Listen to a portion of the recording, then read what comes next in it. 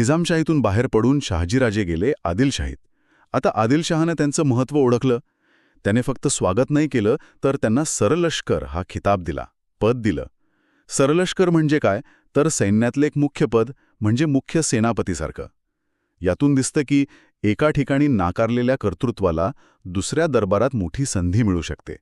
शहाजीराजांनी ती संधी घेतली. त्यांची राजकीय मुत्सद्देगिरी इथे दिसते. पण हे सगळं जेव्हा घडत होतं, हे सत्तेचे खेळ चालू होते, तेव्हा सामान्य मराठी मुलखाचं काय? त्यांचं काय होत होतं? भातवडीच्या लढाईसारख्या मोठ्या लढाया, यात सुलतानांची सत्ता टिकवण्यासाठी लढणारे कोण होते? मराठा सैनिकच. पण लढाई जिंकल्यावर खर्चाचा बोजा कोणावर यायचा? तर याच मराठी रयतेवर. केवढा विरोधाभास आहे बघा. लढायचं मराठ्यांनी, मरायचं मराठ्यांनी, आणि वर कराचा भारही त्यांनीच उचलायचा. आणि करवेळेवर नाही भरला तर थेट तुरुंगवास, अनन्वित छळ, ना न्याय ना दाद, आपल्याच भूमीत परक्यासारखी वागणूक. यातून त्या काळातली सामान्य जनतेची हलाखीची परिस्थिती आपल्या लक्षात येते.